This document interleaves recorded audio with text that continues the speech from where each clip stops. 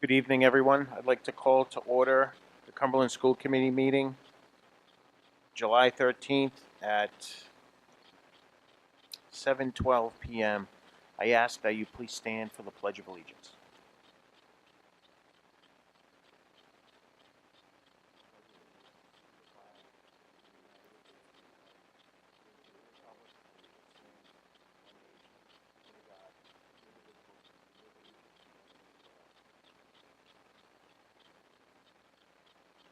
Thank you.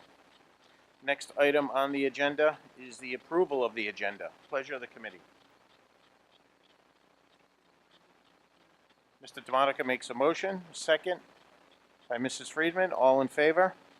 Ayes have it. I'd like to also note for the record that Mr. Denon and Mr. Fiorillo are absent. Next item on the agenda is the approval of the minutes. The regular meeting, 6/8/2017. The special meeting, 6/15/2017. Mr. Adams, I can continue on to the other meetings, minutes, correct? The executive session, 6/8/2017. Executive session, 6/15/2017. Pleasure of the committee. Mrs. Friedman has a motion to approve. A second? Second by Mrs. Goggin. All in favor? Ayes have it. 5-0. Thank you. Next item on the agenda is the enrollment report, 7/1/2017. Pleasure of the committee. Mr. DeMonica makes a motion to accept the enrollment report. Do I have a second? Second by Mrs. Goggin. All in favor? Ayes have it. 5-0. Next item on the agenda is the school police report. I could have probably taken all of these, Mr. Adams. It seems like every month I look at these are a little bit different order, but that's fine. Okay. We're going to do the school police report and the residency truancy report of 7/1. Pleasure of the committee. Mrs. Goggin makes a motion to approve. Do I have a second? Second by Mrs. Friedman. All in favor? Ayes have it. 5-0. Okay, we got past the consent agendas. Next item on the agenda is report out of executive session. Report out of executive session meeting of 7/13 this evening, 2017. There were not any votes, and we need a vote to seal the minutes of the executive session. Pleasure of the committee. Mr. Hess makes a motion to seal the minutes. Do I have a second? Second by Mrs. Friedman. All in favor? Ayes have it. 5-0. Next item on the agenda is the superintendent's report. Mr. Mitchell. Thank you, Mr. Chairman. It would be my pleasure to give you a quick summary of where we are with the summer facilities work. I also have Mr. Prignano is here also to answer any questions that you may have, but just to give you a quick summary. As you know, we have a significant amount of work being done this summer. The total dollar amount is $1.1 million, and we are focusing on work at Cumberland Hill and Garvin elementary schools where asbestos abatement is taking place. So we'll be adding 2 more schools that will be totally abated of asbestos. So the asbestos abatement process will be taking place. I believe they're going to actually start that next week. And they're really efficient in the way that they complete this process, because what they do is they abate one area of the building, and once that area is done, the floor installation people come in behind them, install the floors while the asbestos process is continuing in other areas of the building. So there is asbestos abatement taking place at Garvin and Cumberland Hill. There are other things taking place at Cumberland Hill as well, some cement work around on the sidewalks around that facility. Also a significant amount of painting being done there as well. Community school is having their boilers replaced. This is something that we feel really good about because there have been some issues with the heating system there at community. As you know, I think we were all involved in conversations about that over this past winter. So we'll be, the plan is to replace the boilers at community school and work is being done to make that happen. Um, we also have some work that needs to be done in the high school. As you know, that we are in the process of replacing some of the um, electrical panels in the buildings based on um, really a recommendation by the trust, the insurance company. So that work will be done this summer as well. And one of the issues that we have to deal with is for some reason, and I don't know what the specific reason is, we can only speculate, the, um, the bids that have come in for the work that needs to be done is slightly higher than we had expected. And as a result, we may have to make some decisions about some of the work that we had hoped would get done. Specifically, um, work on the roofs at both um, North Cumberland Middle School and B.F. Norton School. So that is not a top priority. We know that we need to do that. That's why it was on the priority list to begin with. But by all accounts, the architects and the construction project manager involved in advising us, that is not something that we would need to take care of right away. The single biggest issue, and I'm sure Alex would agree with me on this, the single biggest concern we have is ensuring that all of the work is done for the start of school at the end of August. So it's not just making sure that the work is done when, teachers arrive on August 30th. We need to make sure that the work is done several days before that date so that we can move everything back in and teachers have the time to get their rooms organized as they like to do. So we will keep you updated. We meet every Wednesday, and these meetings are highly involved and last generally for an hour to an hour and a half or more. And we will keep you updated on all of the work that is being done. So that is a pretty quick summary. Do you think, Mr. Prignano, Oh, okay. Oh, I'm glad you mentioned that. One of the priorities that will get done is work on the fire alarm systems at both North Cumberland Middle School and Garvin Elementary School. So that work will be done this summer as well. Any questions on that item? Excellent. Thank you, Mr. Mitchell. Any questions from the committee? So I have one other item to share with all of you. As you all know, the state of Rhode Island is at a budget impasse, which impacts all of the school districts in the state of Rhode Island. And as a result of this impact, a decision has been made by the state that we are going to have to continue with the budget amount that we got last year. So even though we are projected to get significantly more money from the state in state aid this year, because of this budget impasse, unfortunately, we're going to have to revert back to the money that we received from the state last year. And the state has issued, and I know that members of the school committee have seen this, and certainly we have talked about this, but if this budget situation is not resolved, we could potentially lose $960,000 in state aid. Now, by all accounts, there is confidence in from some elected officials and others that we're going to get the money that we were promised, but there is also some concern that we may not get all of the money that we were promised.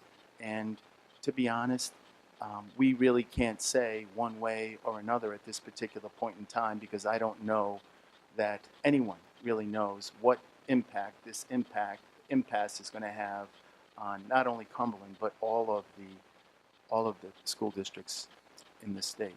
So We're hopeful that this issue can be resolved sooner rather than later, but it puts just about every district in the state behind the eight ball in moving forward with the work that has been planned in preparation for this school year. So we will keep you informed.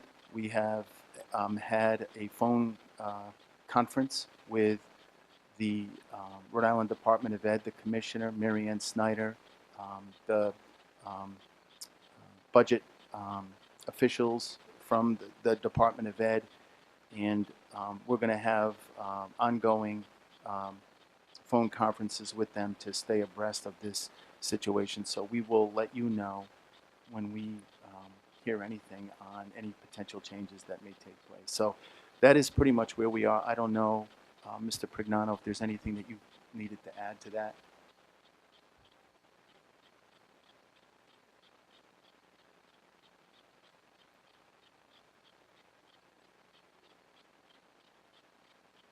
Mr. Pagano, could you please turn your microphone on? You gotta push the button. State is living with their amount that they were allocated last year. The districts won't get exactly the same amount because they're rolling up 18 numbers. So student enrollment and free and reduced lunch and all those type of things are being based off 18 rather than 17. But the state's living with the same dollar amount they had for education aid. If this goes through, it'd be a $46 million reduction statewide. So I can't imagine that they would let this K to 12 school districts in the state take a $46 million hit. So, like Mr. Mitchell said, we'll keep abreast of it and report to you. We have no way of identifying if that would have come true at this point, where we would even attempt to find that type of money in the budget. It's so early in the year.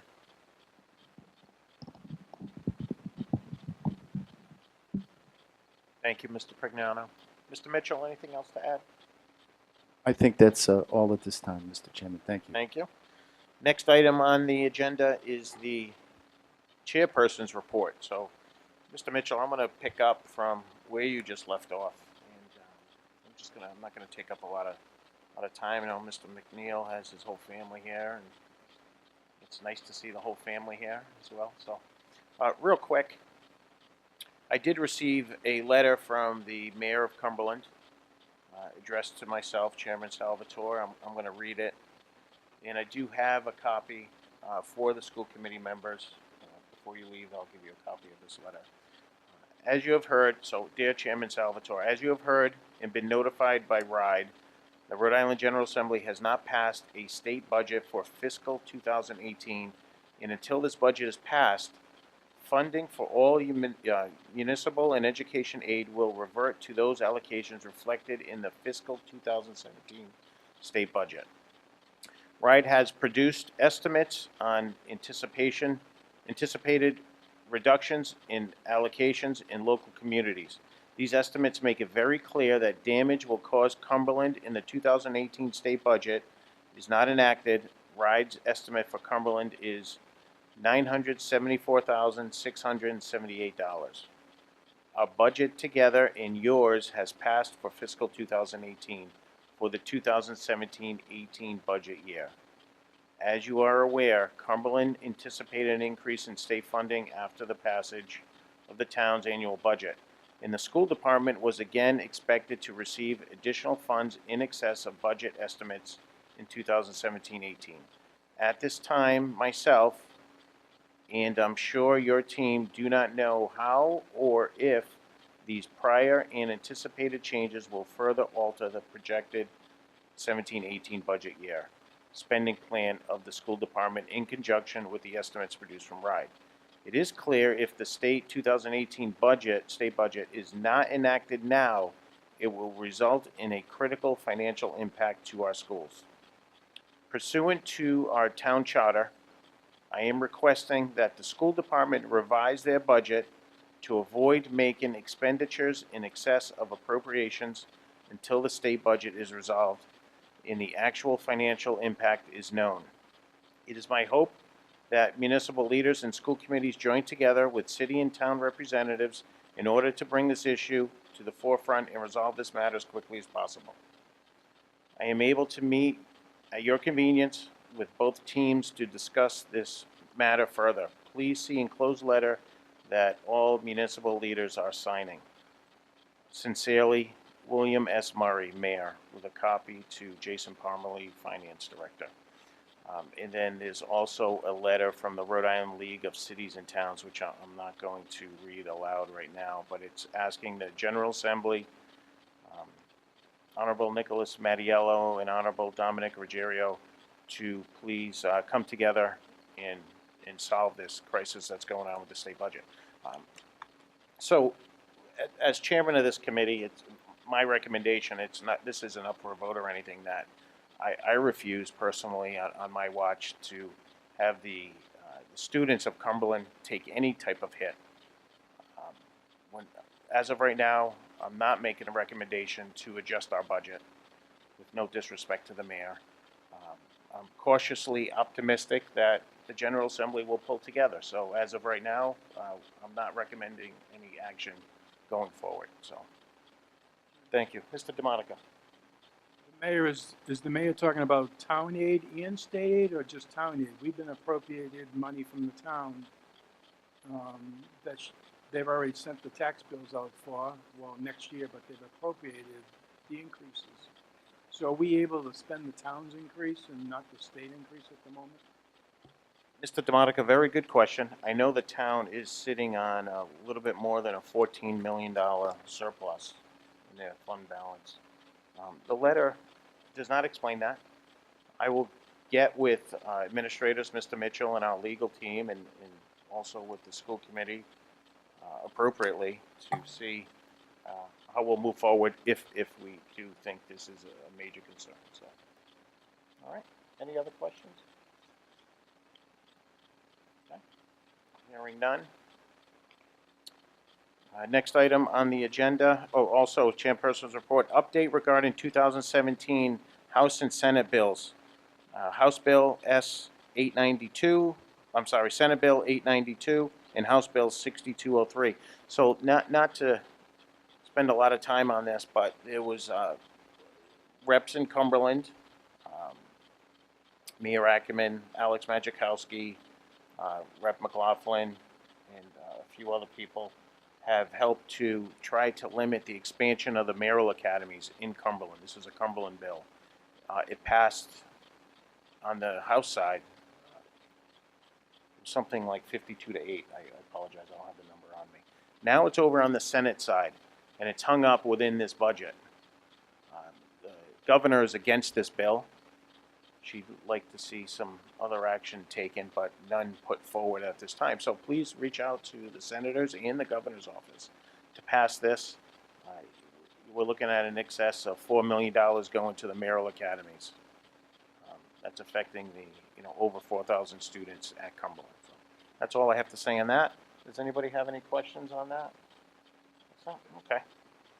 Next item on the agenda is reports of standing committees. Payment of bills. Mr. DeMonica. Chairman, the fiscal did meet upstairs tonight. We went through 2 sets of vouchers. First is fiscal year 16-17. We approved the payment of bills in the amount of $1,390,319.27. So on that one, I would move passage of the 16-17 voucher years. So Mr. DeMonica has made a motion for passage of the payment of bills in the amount of $1,390,319.27. Do I have a second? Second by Mrs. Friedman. All in favor? Ayes have it, 5-0. And Next. then, Mr. Chairman, we went through vouchers for the year 2017-2018, the current year. We have payment of the bills in the amount of $172,917.60, and I would move passage. It passed upstairs on a 2-0 vote. Well, Mr. DeMonica, that's also part of the payment of bills. You're moving passage for $172,917.60. Do I have a second? Second by Mrs. Friedman. All in favor? Ayes have it. Thank you, Mr. DeMonica. Next item on the agenda is Fiscal Management Subcommittee. Mr. DeMonica, don't go anywhere. This is your portion as well. We did get an update from the business manager in regards to the 2016-2017 budget. At the moment, we're still waiting for some invoices to come in on healthcare and so forth. We're projected to have little or no surplus if we get hit with the healthcare claims, but we are going to end the year hopefully in the black, and there are some items that we can deal with if healthcare bills come in higher than expected. So we did talk about that tonight, and that was it.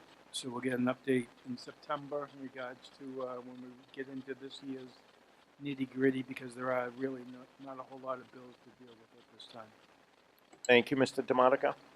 Next item on the agenda is Policy and Procedures Subcommittee update. Mr. Hess. Oh, Mr. For 1 DeMonica. second, we Yes. did discuss a couple of contracts tonight that we voted upstairs to send to the full committee for approval. Thank you. Thank you, Mr. DeMonica, and I believe those are on the agenda tonight. Okay. Next item is Policy and Procedures Subcommittee update. Mr. Hess, filling in for Mr. Fiorillo. Thank you. We did meet on Tuesday of this week, and we discussed a number of policies that are on the agenda for this evening. They include B2, the Code of Basic Management Principles and Ethical School Standards, B3, meeting procedures and election of officers for the school committee. We discussed E3, the collection of payment of for school meals, G1, Affirmative Action Plan and Equal Opportunity, and L2, the Title I Parental Involvement with local education agencies. I'll get into those in further detail when we get to the public hearing on those. Thank you, Mr. Hess. Next item on the agenda, Achievement in Communication Subcommittee update. Mrs. Friedman, filling in for Mr. Denon. The Achievement and Communications Subcommittee meeting met twice last month. Both meetings focused on North Cumberland Middle School and McCourt Middle School and their plans to implement block scheduling, and focused on the math curriculum at both of those schools and how we're ensuring consistency across the schools. And so those are two very good meetings, and our next meeting is scheduled for next week. Thank you, Mrs. Friedman. It's excellent to hear. Next item on the agenda, comments from the public. Would anyone like to step forth? Mary, did I see your hand? Mary, was that your hand? Did you want to say anything? No? Okay. I'm just checking with you. Next item on the agenda, public hearing, reading of amended policies. Mr. Hess. Okay, so I'll go over some of the changes that we're looking at with these policies. With B2, the Code of Basic Management Principles and Ethical School Standards, there was some verbiage change, some grammatical changes. Some of the larger changes that we saw were the addition of a state criminal background check requirement for school committee members, as well as outlining what has been our practice with regard to how compensation is paid throughout the year. Okay. That passed on a 3-0 vote, and I would move passage on that when we get to it. I would move to have that read into the record. B3, the meeting procedures and election of officers. For the most part, what this does is outline the role of the school committee chair in assigning people to subcommittees and defining what the role of subcommittee chairs is, and I would move that that be read into the record. E3, collection of payment for school meals. We tabled that for further discussion. G1, the affirmative action plan. The only change to that was to add Mr. Mitchell as the affirmative action officer, reflecting his role. So I'd move to have that read into the record. And finally, we have L2, the Title I parental involvement with local education agencies. And the only changes there were to change out the federal No Child Left Behind for its successor program, the Every Student Succeeds Act. And I would move that that be read into the record as well. Thank you, Mr. Hess. So if I understand it, the only one that will be tabled later on the agenda is G1, correct? Correct. Yes, I'm sorry. It's E3, the collection of I apologize. payment for school meals. My apologies. There we go, E3. Thank you, Mr. Adams. I'd like to open up public comment in regards to the reading of the amended policies. If anybody has anything they would like to say about these policies, please step up now. Barry? No? Okay. All right, just checking. Oh! Okay. We'll call public comment closed. Next item on the agenda, new business, discussion and/or vote to approve employment contracts. The first section is principal of the elementary school. Mr. Mitchell? Mrs. Fogel, do you want to just provide a brief overview of the contracts? Also, Mrs. Fogel, the assistant principal of the middle school. Yes, so in both of these contracts, went through fiscal today. They were approved. They are standard one-year contracts for both. Both of them on the beginning range for compensation. Additionally, when we have a new administrator come in, they pay 25% co-share, which is pursuant to our G6 policy. Anyone hired after July 1, 2012 would pay that co-share. And then the other contractual requirements that also follow G6. So that policy kind of mirrors what all of our employment agreements are. Even though the person who will be named as the assistant principal at the middle school is technically a current employee because he's moving from the certified bargaining unit to a G6 or a non-unit. We consider that a change which would require a one-year contract. So again, both are one-year contracts. Thank you, Mrs. Fogel. So I would like to say, so there's going to be two separate votes of each. The first vote is going to be to approve the employment contract. And then we move to the next section, will be approve appointment of the position. Okay. So, pleasure of the committee to approve the employment contract of the principal of the elementary school community elementary school. Do I have a motion? Make a motion, we approve. Motion by Mr. Demotica. Do I have a second? Second by Mr. Hess. All in favor? Ayes have it, 5-0. Do I have a motion to approve the employment contract for the assistant principal of McCourt Middle School? Make a motion, we approve. Mr. Demotica makes a motion. Do I have a second? Second by Mrs. Friedman and Mrs. Goggin. All in favor? Ayes have it, 5-0. Next item on the agenda is a discussion and/or vote to approve the appointment of the elementary principal at community school. Pleasure of the committee. Mr. Chairman, if I may just Mr. Mitchell, yes. provide a little information Yes. about each of the candidates that you all are going to be voting on in just a few minutes. The first position is the elementary principal position at Community Elementary School. It is my pleasure to recommend Cheryl Vaughn as the principal of Community School. Cheryl is an experienced administrator. She has been an elementary principal for a number of years. I know that it's in the high teens. I don't recall specifically the exact number. She is currently an elementary principal in the town of East Greenwich. We are very fortunate in the quality of candidates that came before the interviewing team. Unfortunately, Mrs. Vaughn could not be here this evening. She feels badly about that, but on the same token, she was actually in Texas celebrating the birth of a new grandchild. So we felt that that was Excellent. a reason for her not to be in attendance this evening. So it is my pleasure to recommend Cheryl Vaughn as the next principal of Community Elementary School. Thank you, Mr. Mitchell.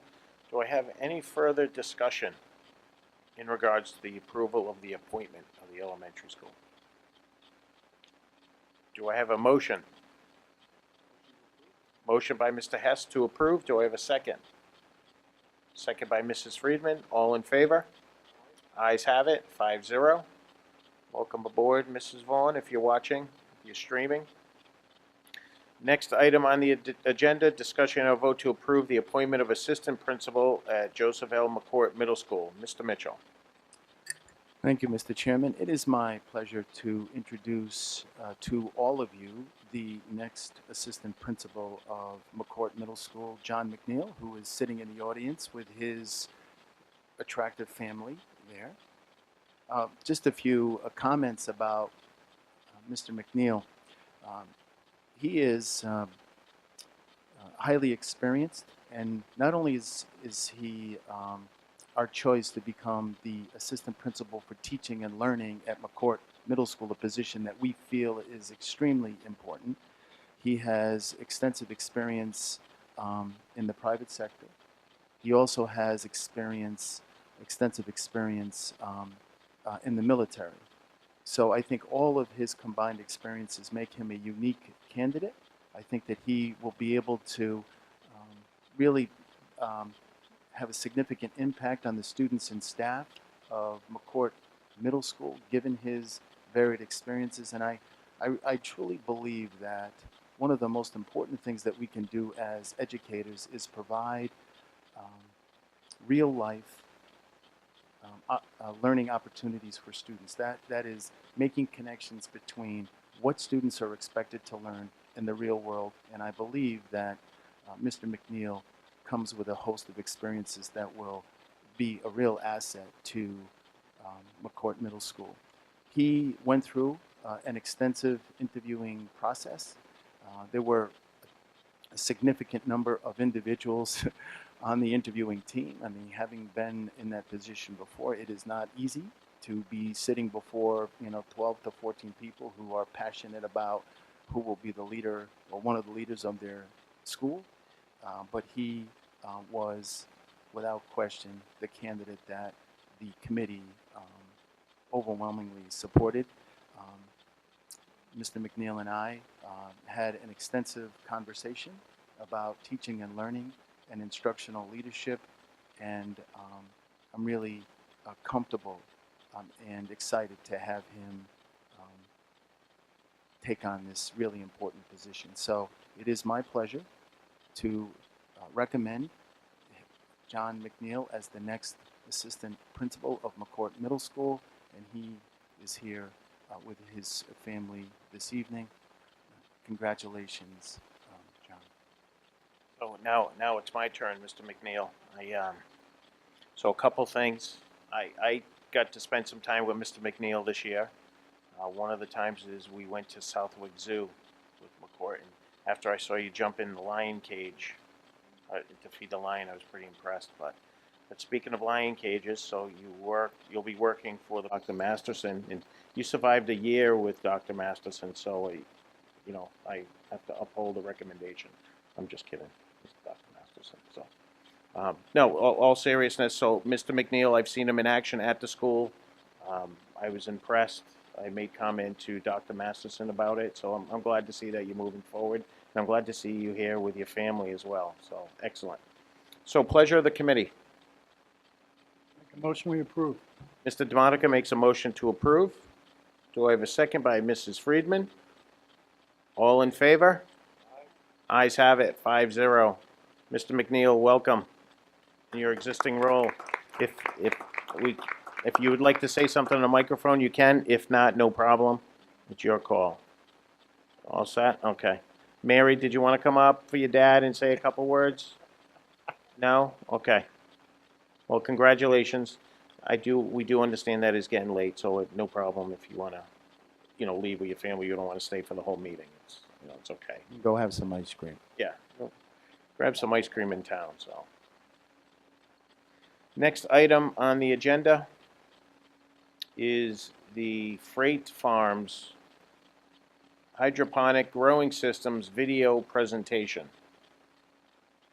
Mr. Mitchell, we have that ready to stream? Yeah, we have that ready to go, and it's probably a good idea for us to, go down and take a comfortable seat in the audience. And just a brief introduction.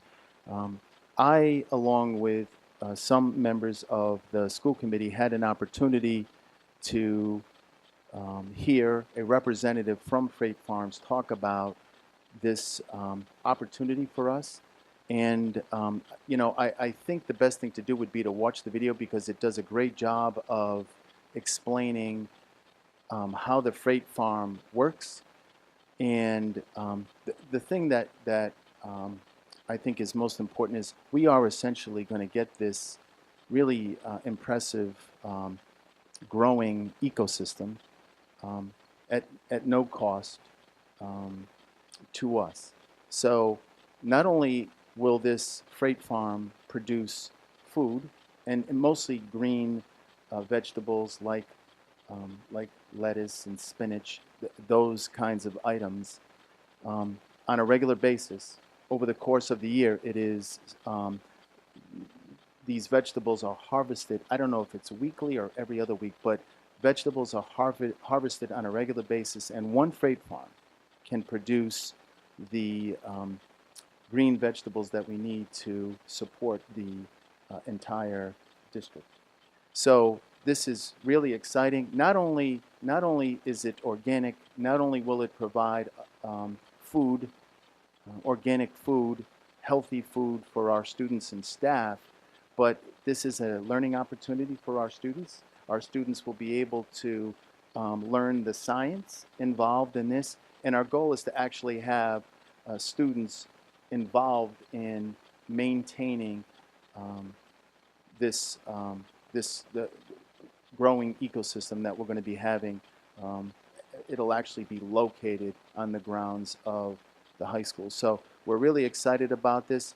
There are two brief videos, I think, that do a nice job of summarizing what the freight farm is all about. And I think one of the most exciting things for us is that we'll be the only public school district in the state that will have one of these freight farms.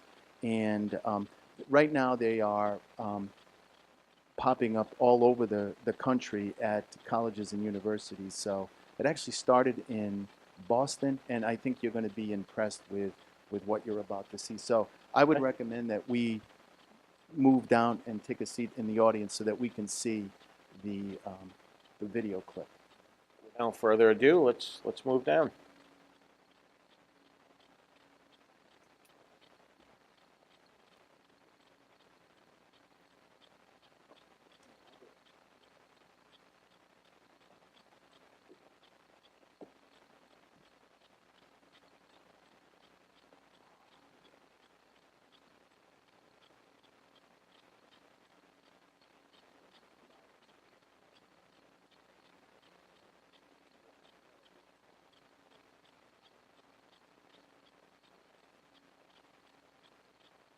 Welcome to the Leafy Green Machine, a vertical, smart, hydroponic farm inside a shipping container.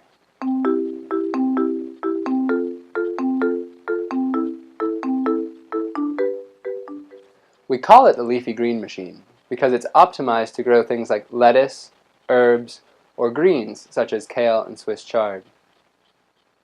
The walls, floors, and ceiling of this container are actually insulated to allow our climate automation system to maintain a perfect growing environment inside the Leafy Green Machine, no matter what happens outside.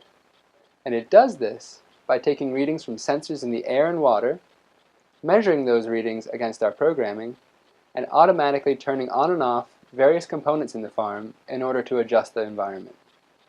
This allows a farmer to focus on their plants rather than worrying about the growing environment. And the time it takes to grow plants in Leafy Green Machine will start off at about 30 hours per week as you're learning the farm, and get down to about 20 hours a week once you get the hang of it. Our Farmhand app makes farming a whole lot easier by monitoring, controlling, and tracking your farm remotely. It also gives you access to our online knowledge base for a lot of helpful tutorial videos and troubleshooting articles. It's a very powerful tool that will make farming in the Leafy Green Machine a whole lot easier, no matter what your schedule is like. Let's go over the plant's life in the Leafy Green Machine. The plants are going to start in our seedling area, where they're going to grow for about 3 weeks before they're transplanted into our vertical towers. We're going to start each seed in a 200-cell seedling tray. Each seed goes inside a little peat moss grow plug, and each plug goes into one of the cells in our seedling tray. Once we have a tray full of seeds, we're going to move that tray down to our germination shelf, where it's going to spend about 1 week getting light on an automated cycle until all of our seeds have sprouted.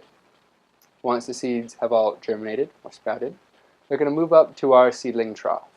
They're going to spend about 2 weeks in the seedling trough, and here they're going to get water and nutrients as well as light on an automated cycle until they're ready to be transplanted. When we transplant the seedlings after 3 weeks in the seedling area, this is when we really go vertical.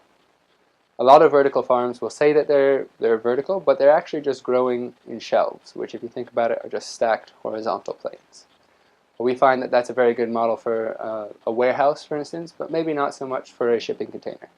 It's not great for workflow, and you actually can't fit quite as many plants inside the container. When our seedlings are transplanted into our towers, we're actually going to stack them on top of each other in the vertical plane. In the main growing area, nutrient-rich water from the main tank is going to drip onto the top of our towers and flow over the plant's roots. The plants are going to take only the water they need, and all the excess water is going to flow right back into the main tank, flowing through our gutter system underneath the towers. In the main growing area, these plants are going to get light from our red and blue LED light strips, and this is giving them only the light that they will use in photosynthesis, so that we're not wasting any light in the farm. When the crops are ready to be harvested, we use a rolling harvest track to move our towers from the back of the farm to the front, where a farmer can then trim the leaves off the tower. This is for plants like basil, Swiss chard, or kale, where if you trim the leaf off of the plant, it will actually regrow and you can get multiple harvests.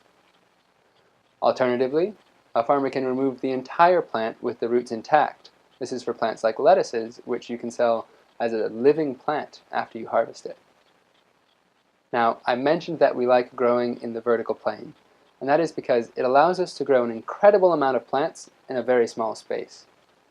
The leafy green machine, for instance, is only 320 square feet, but over the course of a year, it can grow the same amount of food as almost 2 acres of farmland. And all of that on less than 5 gallons of water a day.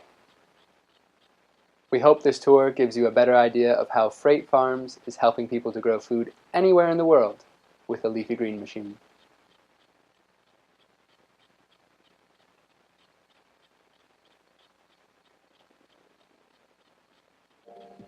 There's an emphasis on local food now more than ever on college campuses, and dining services are doing what they can to source locally, but they come up against significant challenges, everything from seasonality restrictions to volume constraints, and they can't bring that healthy produce that students are demanding into the college dining halls.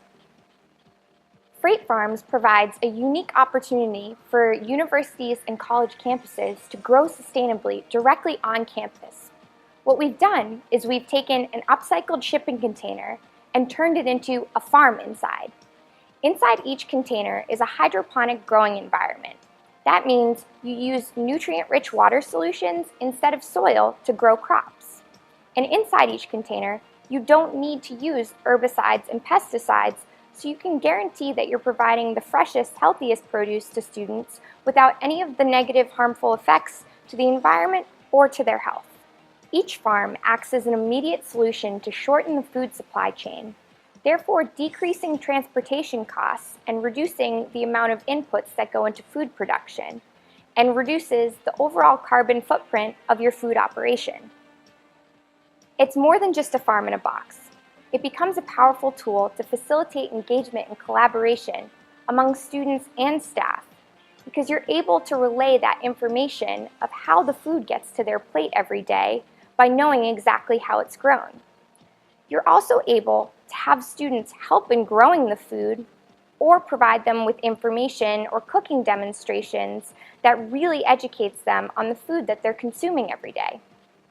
Catering to a new generation of food-conscious students, Dining Services has the opportunity to create change in the food landscape on campus. By adopting new technologies and innovation that embrace sustainability and health, you're able to inspire change and equip students with the tools they need to make better informed decisions as they go in the future.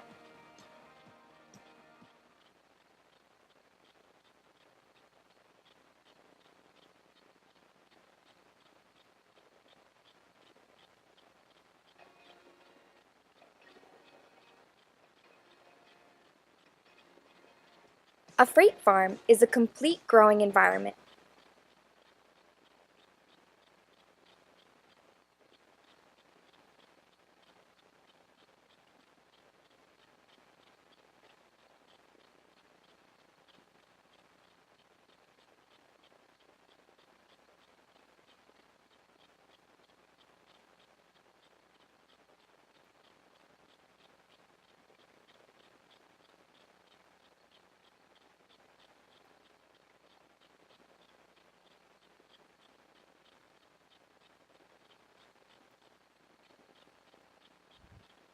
Excellent presentation, couple videos.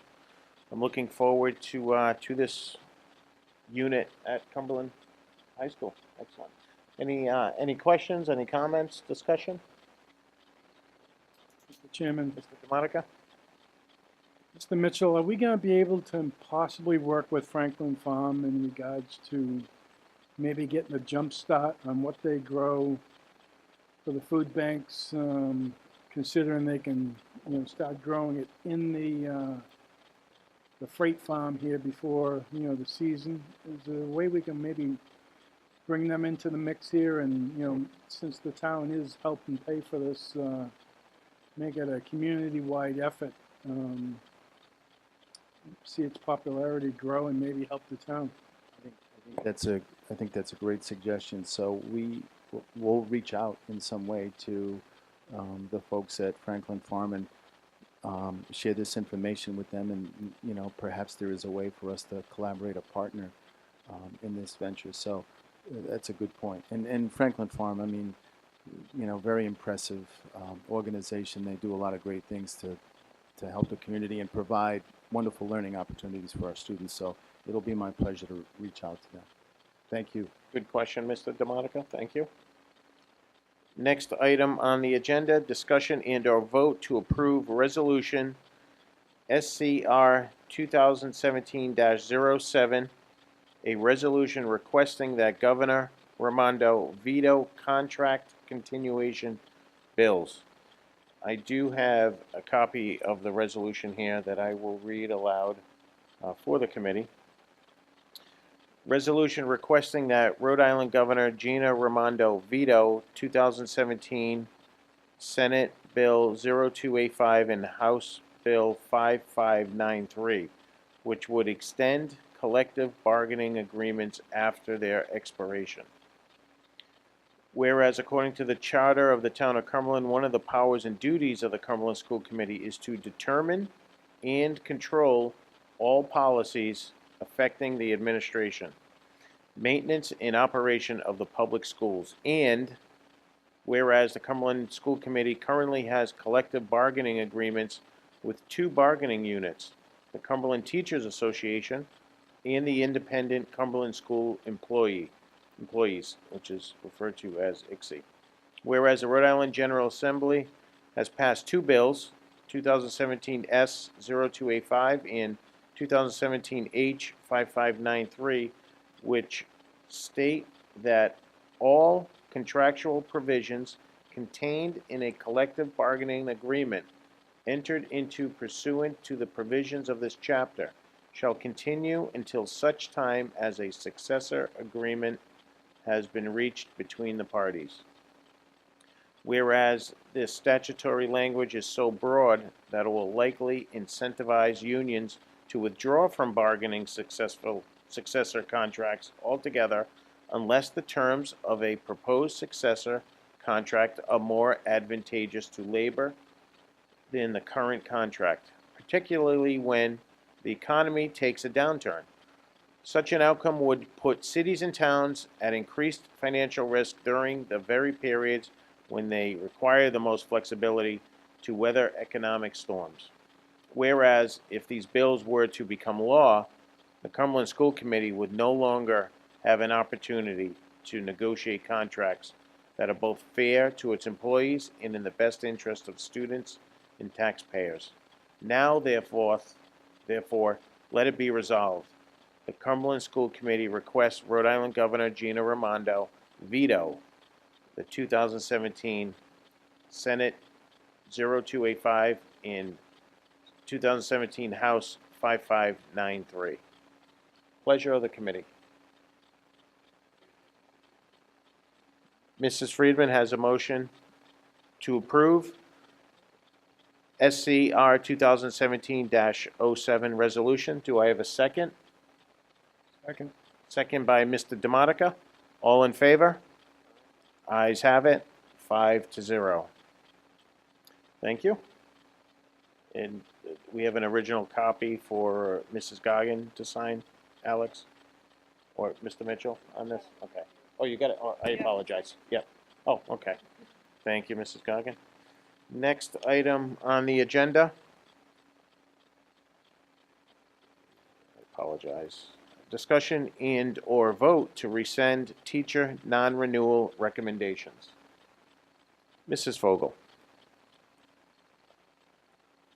At this time, based on enrollment and budgetary considerations, the administration is requesting that we rescind the non-renewal of 8 employees.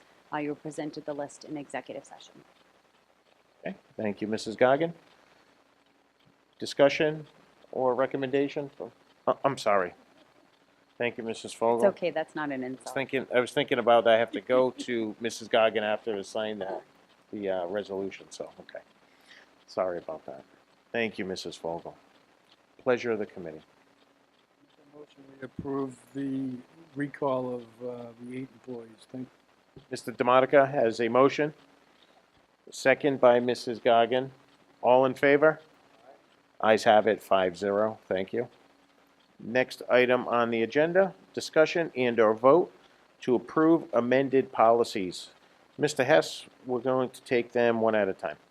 Okay, once again, we have B2, the Code of Basic Management Principles and Ethical School Standards.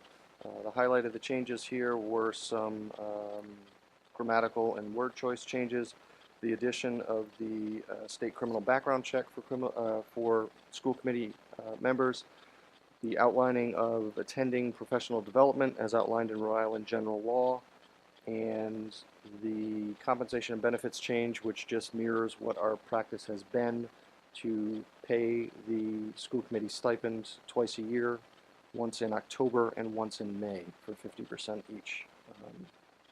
No other changes besides that. It passed on a 3-0 vote, and I would move passage. Mr. Hess is moving passage of B2 Code of Basic Management Principles in Ethical School Standards. Do I have a second? Second by Mrs. Goggin.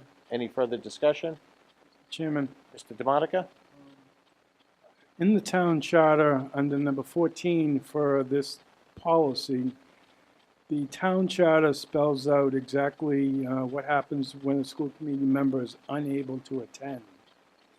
And nowhere does it mention this reflects our charter, number 14. And I think that if we're going to adopt this correctly, that we should at least have the charter number put in there. And the second thing I'm against is, even though I can pass a state background check, that I think they should say if that school committee member plans to volunteer in the schools, that we should be held to the same standard as our volunteers. This just says background check can, pursuant to I-7 volunteer policy. I don't know if this means I have to have it done anyways. I'm elected by the people, and seems the policy is making me have the background check done. When I go to the schools, I'm invited. I don't go during the day and into the schools to be there and walk around. I only go when I'm invited. Same as the mayor or anyone else that's invited to the school at the time. And I think this should say if they're planning on being a school volunteer. I'm going to vote no. Thank you. Mr. DeMonica, I understand your concerns, and maybe we do need to bring this back to policy. Mrs. Fogel? It's just about that as school committee members, you are oftentimes allowed to have unfettered access. And so that in abundance of caution, a $5 background check, it wouldn't prohibit you from serving, but that if for whatever reason they were disqualifying, then the school would then be notified and then you would not be able to have unfettered access to the schools. For example, let's say you're there for reading week and a teacher sends a student down to go get you and that student walks with you down the hallway. Well, if you know, you're not prohibited from being in the school, but the school department would need to know so that you were monitored. So I think the conversation and policy was more about not requiring it as far as you're still elected. You still are a school committee member, but it's the fact that as a school committee member, like it or not, or agree or not, you do have some unfettered access to the school building that you may not normally have, and that a teacher may not say to you, I'm sorry, you can't come in, because you're a school committee member, so they might let you. So I think it was a protection for the students, and that's the reason why it was put in there. Go ahead, Mr. Hess. If I can just echo what Mrs. Fogel was saying, that was the intent. It wouldn't be a disqualifying, hypothetically, if there were somebody who did not pass a background check, it would not be a disqualifying event that I'm aware of to serve on the school committee, but our intention was that we didn't want the 7 members of the school committee to be the only people with unfettered access to the building who had not passed a background check, because no other adults are allowed into the building as we are that has not passed a background check. I don't believe any school committee member should have unfettered access during the day to any school whatsoever unless they're invited into the school. Most of us here work other jobs and don't go to the schools during the day. And to say, get a background, if I want to volunteer, I'll get a background check. But if I don't want to volunteer, I don't need to get a background check. But this kind of says I do. Okay, Mr. DeMonica, I understand your concerns. I am also going to vote no because you have, and I can see the inaccuracies or lack of a better word. Maybe it does need to go back. I think it does need to go back to policy to clarify. So I have a motion. I have a second.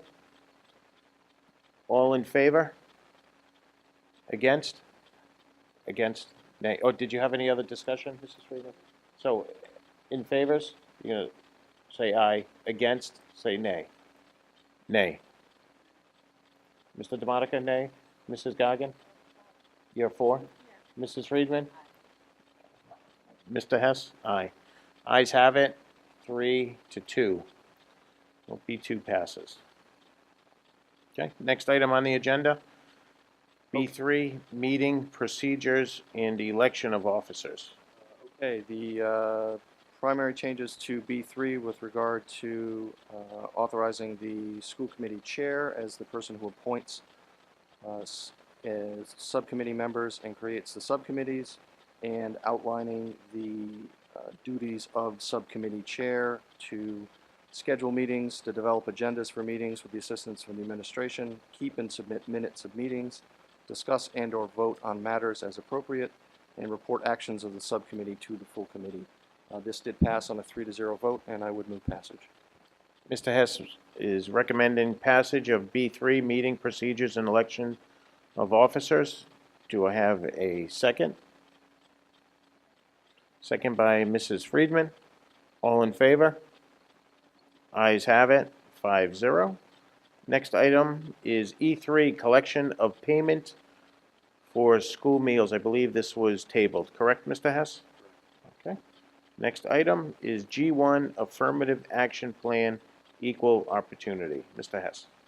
The only update on this was to add Mr. Mitchell as the affirmative action officer for the district. No other changes were made. This passed on a 3-0 vote, and I would move passage. Mr. Hess is recommending passage of E3, G1, affirmative action plan, equal opportunity. Do I have a second? Second by Mrs. Friedman. All in favor? Aye. Ayes have it, 5-0. Next item, Mr. Hess, is L2, Title I parental involvement with local education agencies. Okay, this is another update to reflect current status. We add Mr. Damana as the Assistant Superintendent and replace No Child Left Behind with the Every Student Succeeds Act. This passed on a 3-0 vote. I would move passage. Mr. Hess, this L2 Title I parental involvement replicates the state of Rhode Island policy. Does the state of Rhode Island have a policy on this, Mrs. Vogel? Yeah, it's a federal okay, policy. I apologize. So it replicates a federal policy. Correct. Okay, Mr. Hess is recommending passage of L2 Title I parental involvement with local education agency. Do I have a second? Second by Mrs. Friedman. All in favor? Aye, ayes have it, 5-0. Thank you, Mr. Hess. Next item on the agenda, personnel recommendations. Mrs. Vogel, none. Next item on the agenda is school committee comments. Anyone, school committee members? I have to say this is probably one of the longest school committee meetings we had during the summer. So, good, we're getting work done. Next item on the agenda, Mr. Mitchell, do we have executive session? No, we do not, Mr. Chairman. Right. Can somebody fill in for Mr. Fiorillo tonight on the adjournment? Pleasure of the committee. Mr. Hess, motion to adjourn, second. Mr. DeMonica, all in favor? Ayes have it, 5-0. Thank you, everyone. Have a great night. Committee to order at 5:45 p.m. The first order of business is the Pledge of Allegiance. I pledge allegiance to the flag of the United States of America and to the republic which stands one nation under God, indivisible, with liberty and justice for all. Thank you. Next up is the approval of the agenda. Motion to approve by Mr. Hess. Second by Mr. Fiorillo. All those in favor? Aye. That passes 5. Next up is discussion and/or vote to approve employment contract assistant principal high school. Mr. DeMarco. Mr. Chairman, this was heard a few minutes ago, and it was approved in a 3-0 vote. It is budgeted. I would move passage. Mr. DeMonico moves passage of the employment contract for the assistant principal at the high school. Second. Second by Mr. Fiorillo. Any discussion? All those in favor? Aye. Opposed? That passes 5-0. Next up is discussion and/or vote to approve appointment of assistant principal at Cumberland High School. Mr. Mitchell? Thank you, Mr. Chairman, and good evening, everyone. It is my pleasure to introduce Michelle Carter to all of you. Michelle is sitting in the audience. Let me just say a few things that I've learned about Michelle since I've had a chance to meet her, and also some undercover investigative work that I've done on Michelle. Well, first of all, I've had a chance to spend quite a bit of time with her. We had a rather lengthy discussion, and I'm really pleased that we're going to be recommending her for this position. Just a little bit about her background. Michelle is a graduate of Notre Dame University. She has been a volunteer in the Peace Corps. She has been a secondary math teacher. She was a middle school math teacher for 5 years or 6 years, Michelle, 5 years? 6 years, yeah. And then she went on to become an elementary administrator. I made a few phone calls to, reference checks, and I had an opportunity to talk to administrators in both the middle school that she worked and the elementary school where she was an administrator. And, I think most people can tell when someone is being sincere in what they have to say. And the reason I say that is because I spoke to 2 individuals, Miss Roussat at the middle school where Michelle works. She's the principal. And the other person that I talked to was Frances Maldonado, who's the woman that Michelle worked with as when she was an assistant principal. And both had some really kind words to say about Michelle. And one of the things that stands out in my mind, the principal of the middle school where Michelle was a math teacher said that she's outstanding and was without question one of the best teachers in the school. And one thing that was unsolicited by me that got my attention was when she said that Michelle holds people accountable to doing good work, which is music to my ears, and something that we all think is really important. So without leading this person in any way, Sarah Roussant in any way, she offered that observation, which really hit home with me. So both individuals had really nice things to say about Michelle. And one of the interesting things that, and you know, given the fact that Michelle's most recent experience has been at the elementary level, she does have middle school experience. And the thing I wanted to hear was from them is, you know, this is a transition going from middle to elementary and now to the high school, how Michelle would navigate that transition. And both were convinced that, in fact, one of them said that they thought that the high school would even be a better fit for her.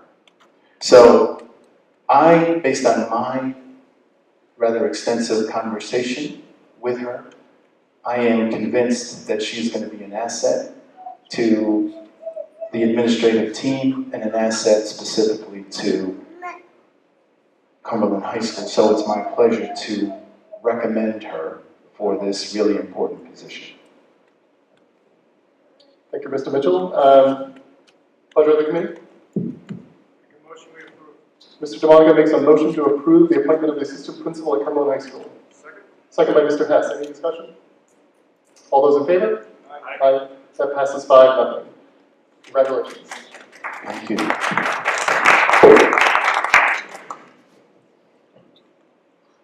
Now you don't have to. Do you want to speak? You want to say? Is there anything that you want to say? You don't have to say anything. I don't want to put you on the spot. Looks like you're got your hands full. Yeah.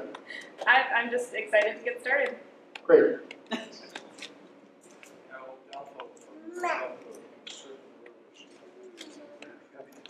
We can talk about that. Next up are comments from the public.